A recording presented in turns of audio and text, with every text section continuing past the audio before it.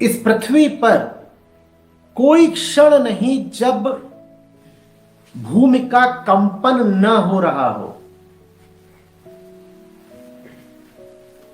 भू तो लगातार कंपित हो ही रही है। अभी मैं यहां बैठा हूं, मेरे कदमों के नीचे की जमीन कांप रही है, और तुम जहां बैठे हो वहां भी तुम्हारे पैरों के नीचे की जमीन कंपित हो रही है, पर उसको तुम भूकंप मानते ही नहीं। क्यों नहीं मानते? क्यों नहीं मानते? तीव्रता खतरा नहीं है उसका। तीव्रता तीव्रता तीव्रता तीव्रता नहीं है। और आपने क्या कहा? उससे कुछ खतरा नहीं। उससे कुछ खतरा नहीं। तो तुम ये भी नहीं कहते कि भूकंप बहुत मंद है, तुम कहते हो भूकंप है ही नहीं। और वही तीव्रता तब बढ़ जाती है तो वो होता है जो आज इंडोनेशिया में हुआ। और किसी तरीके से अगर मनुष्य में और मनुष्य की इमारतों में ये ताकत होती कि रिक्टर स्केल पर 8 का भूकंप भी वो झेल जाते, तो आज इंडोनेशिया में भी जो हुआ उसको क्या वो भूकंप मानते? नहीं मानते ना। तो अब मुझे बताओ बुराई क्या है? मैंने कहा था बुराई तुम्हारे ही संदर्भ में होती है सदा, तुम्हारे ही परिप्रेक्ष्य।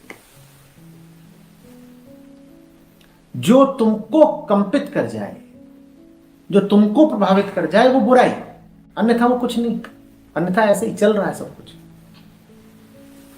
अन्यथा यूं ही है, चल रहा है। तो बुराई सिर्फ तब है जब तुम बुरे हो गए, अन्यथा कोई बुराई नहीं है। भूकंप सिर्फ तब है जब तुम कंपित हो गए।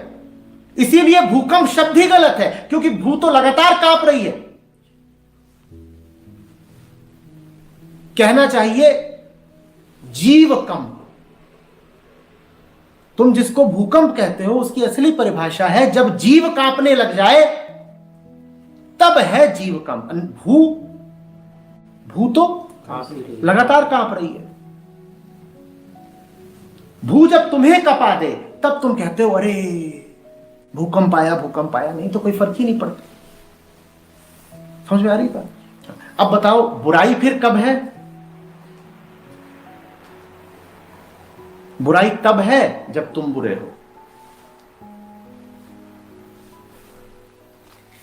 और सारी बुराई फिर है ही इसीलिए, और सारी बुराई फिर है ही इसी कारण कि तुम बुरे हो। अब समझ पाओगे कि कबीर साहब क्या बोल गए थे। क्या बोल गए थे? बुरा जुदा कर मैं चला, मुझे बुरा मिला ना कोई। अब समझ में आ रही है बात? कुछ बुरा है ही नहीं। अगर मैं बुरा नहीं, मैं बुरा नहीं हूं तो क्या बुरा है?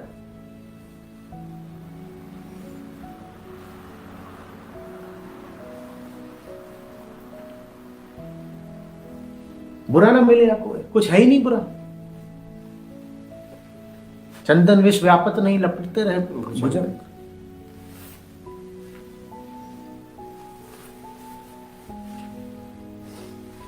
तुम HIV का वायरस पकड़ लो और उसके बाद तुमको हर तरह की बीमारियां लगने लगे, तो बीमारियों का दोष है। तुमने अपनी ये हालत कर ली है कि तुम उन बीमारियों का अब प्रतिरोध कर ही नहीं पा रहे। या तुम ये कहोगे कि दुनिया अब अचानक विषाणुओं से भर गई है, तरह तरह की बीमारियां वातावरण में खड़ी हो गई हैं। वातावरण में खड़ी हो गई हैं वाकई, या तुमने अपना प्रतिरक्षा तंत्र बर्बाद कर लिया है? तो अब छोटे से छोटा विषाणु भी आकर तुम पे हावी हो जाता है। तुम्हें जुकाम भी होता है तो ठीक नहीं होता।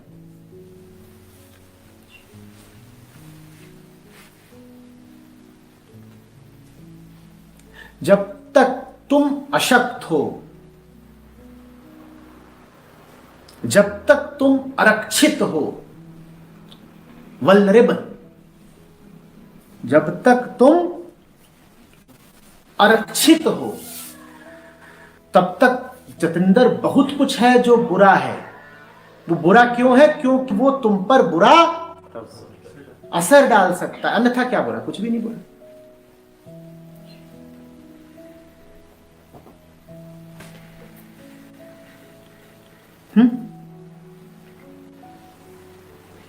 और जब तुम मजबूत हो गए, जब किसी भी चीज ने तुम पर असर डालना छोड़ दिया, तब बाहर जो होता है उसको तुम बुरा बोलना छोड़ देते हो, तुम्हारा व्याकरण बदल जाता है।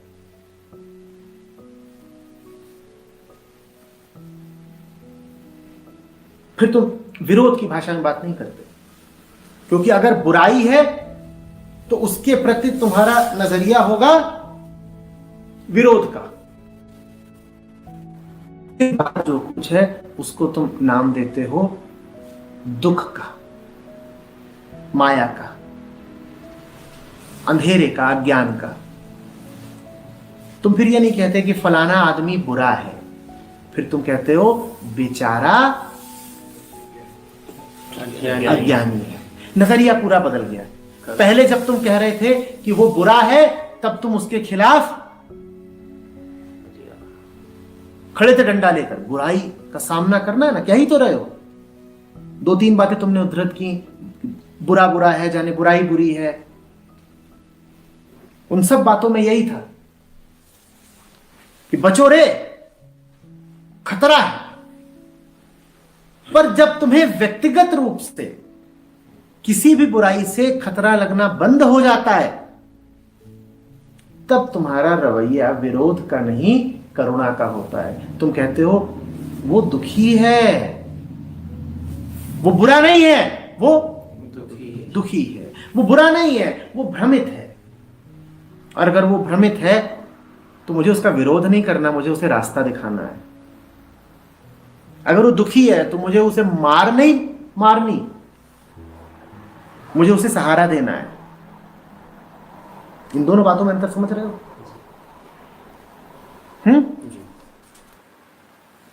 सर्वप्रथम वो हो जाओ जिसके पांव के नीचे जमीन नहीं कांपती नहीं, और उसके बाद तुम्हारी दृष्टि पूरी बदल जाएगी। फिर किसी को दोष नहीं दोगे। और जतिंदर देखो, दोष तो दिया भी नहीं जा सकता। अधिकांश लोग अपनी परिस्थितियों का ही उत्पाद होते हैं कि नहीं?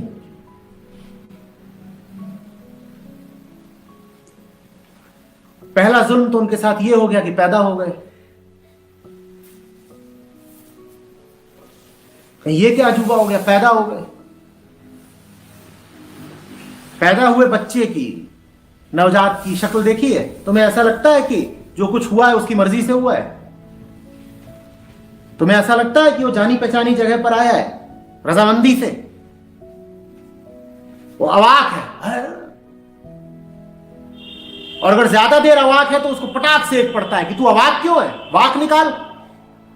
और फिर वाक निकालता है तो क्या बोलता है? हो भाग्य कि हम पधारे, ये बोलता है। गिजगिजा पड़ता है बिल्कुल, ये कहो गो, ये कहां आ गए हम। पहला जुल्म तो ये कि पैदा हो गए, और दूसरा जुल्म ये कि जंगल में नहीं पैदा हुए, समाज में पैदा हुए, परिवार में पैदा हुए।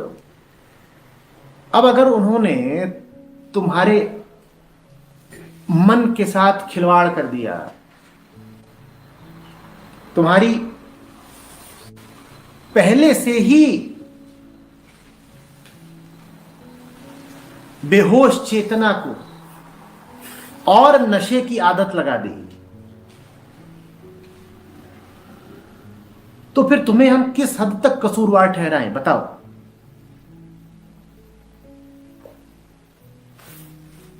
बोलो। करुणा का आधार यही है कि जो बेचारा खुद पीड़ित है उसको कैसे अपराधी ठहरा दें। अपराधी तो अपराध इसलिए करता है ना कि कुछ लाभ होगा,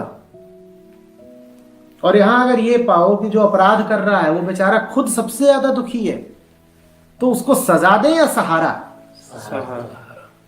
करुणा का यही आधार है। तुमने बात करी बुरे की, जतिंदर मुझे कोई बुरा दिखाना जो आनंद में हो, दिखाओ। एक बुरा आदमी दिखा दो जो मौज में हो।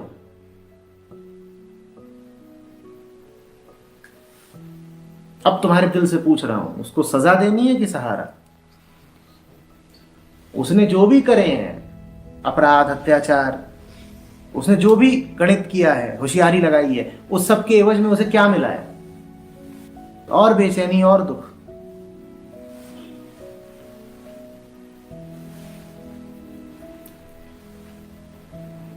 उसको ठसक भले ही ये हो, अहंकार भले ही ये हो, लेकिन उसकी हालत तो देखो ना।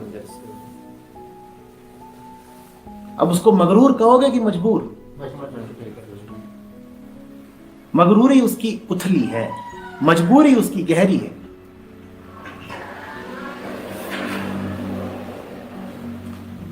वो अभी इस काबिल भी नहीं है कि तुम उसे कह सको कि बुरा है। बुरा भी किसी रावण को बोलो तो शोभा देता है, अरे उसमें कुछ दम तो था। अधिकांश लोग तो लिजलिजे होते हैं, अधिकांश बुरे लोग तो वामन जैसे होते हैं, उनको तो बुरा बोलना भी ठीक नहीं है। बुरा बोल के क्यों तुम उनको व्यर्थ सम्मान देते हो? अंग्रेजी में एक मुहावरा चलता है, बैड बुक्स। तुम कहते हो someone is in my bad books. अधिकांश बुरे लोग इस लायक भी नहीं होते कि वो तुम्हारी बैड बुक्स में आ सकें, क्योंकि बैड बुक्स में भी आने के लिए कुछ काबिलियत तो चाहिए ना। One should be bad enough to deserve a mention in the bad book. अधिकांश लोग तो इतने बुरे भी नहीं हो सकते, वो पूरी तरह कुछ भी नहीं हो सकते। अगर वो पूरी तरह बुरे ही हो सकते तो पूरे होकर कब के अच्छे नहीं हो गए होते? तो वो ऐसे ही होते हैं, थोड़े थोड़े बुरे, थोड़े थोड़े बुरे। मौका देखा बुराई दिखा दी, और फिर दुनिया के सामने जाकर अच्छे भी बन गए। कोई बुरा देखा है जो एकदम ही बुरा हो? कोई हत्यारा देखा है जो अपने ही बच्चों का मांस खाता हो? कोई रिश्वतखोर देखा है जो अपनी बीवी से रिश्वत मांगता हो? वो दफ्तर में बुरा है, घर में अच्छा बनने के लिए दफ्तर में घूस खाता है और घर आकर के उससे गहने बनवाता है।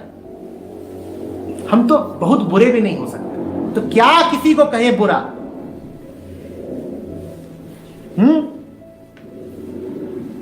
आ रही बात समझ में? किसी महिषासुर को कहो बुरा कि जिसके लिए काली को उतरना पड़ा।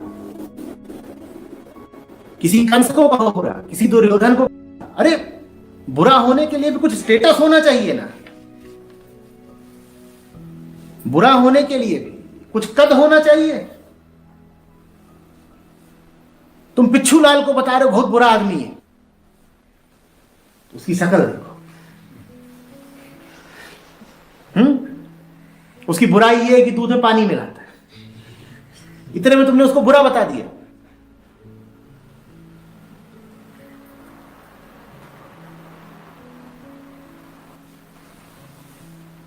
वो क्या है?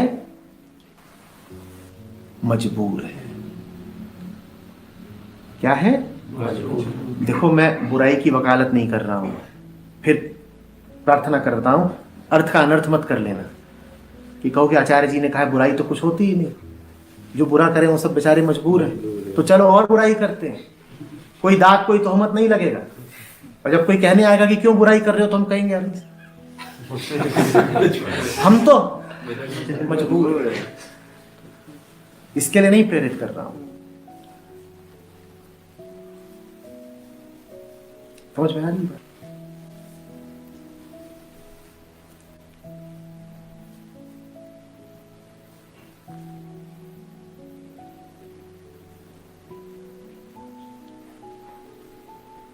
याद रख लेना, एक दिन वो भी पैदा हुआ था।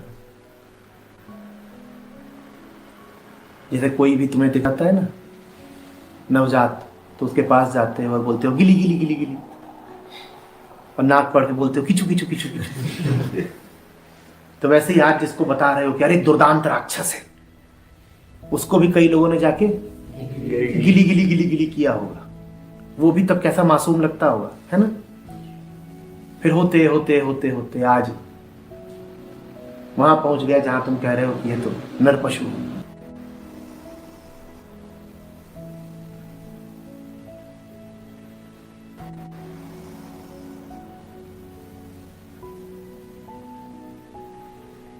क्या करोगे बहुत आरोप इत्यादि लगा के?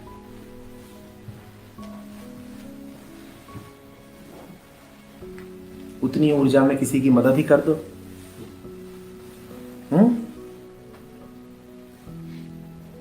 पर मैंने क्या कहा है, उसकी मदद करने से पहले ऐसे हो जाना कि